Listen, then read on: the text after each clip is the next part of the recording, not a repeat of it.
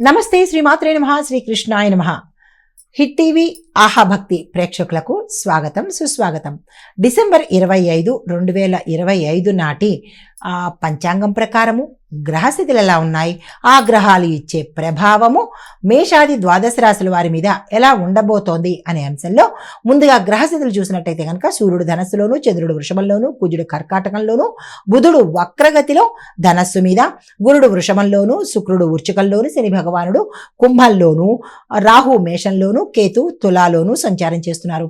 అయితే ఈ చంద్ర గురుడు ఇద్దరు వృషభంలో ఉండడం మూలంగా ఈ రోజు యొక్క ఫలితాలు ఎలా ఉంటున్నాయంటే ధనం మీద, కుటుంబ సౌఖ్యం మీద, భౌతిక సౌఖ్యాల మీద, లగ్జరీస్ మీద కూడా ఎక్కువగా ఇంపాక్ట్ పడే అవకాశం కనబడుతోంది.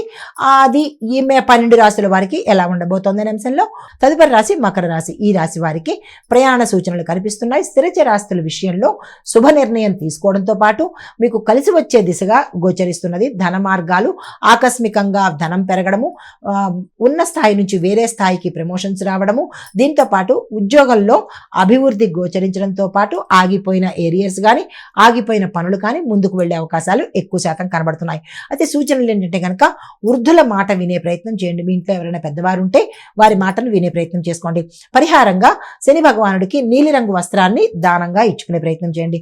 అదృష్ట శాతం 77, కలిసి వచ్చే రంగు నలుపు రంగు, బూడిద రంగు, గ్రే కలరు. అయితే కలిసి వచ్చే నెంబర్లు 8, 17, కలిసి వచ్చే వారము శనివారము. తదుపరి రాశి కుంభరాశి. ఈ రాశి వారికి శని భగవానుడి యొక్క బలం వల్ల దీర్ఘకాలికంగా శుభ సూచనలు గోచరిస్తున్నాయి. అంటే చాలా ఎక్కువ రోజుల పాటు ఆ శుభాలు జరిగే అవకాశం కనబడుతోంది. సామాజికంగా గౌరవం కనబడుతోంది. మిత్రుల ద్వారా శుభవార్తలు వింటారు. ఆర్థిక లాభాలు కూడా గోచరిస్తున్నాయి. సూచనలు ఏంటంటే కనుక దేని మీద అనుమానం అనేది పెట్టుకోవద్దు. సందేహాలు, డౌట్స్ అనేది ఏ అంశంలోనూ పెట్టుకోవద్దు. ఏ రంగంలో ఉన్న వాళ్ళు కూడా పెట్టుకోకండి. అయితే పరిహారంగా నువ్వుల నూనెతో కనుక దీపాన్ని పెట్టినట్టయితే మంచి జరిగే అవకాశం కనబడుతోంది. అదృష్ట శాతం 82, కలిసి వచ్చే రంగు నీలము, కలిసి వచ్చే సంఖ్యలు 2, 11, 4, కలిసి వచ్చే వారము శనివారము. తదుపరి రాశి మీనరాశి. ఈ రాశి వారికి ఆధ్యాత్మిక చింతన పెరుగుతుంది.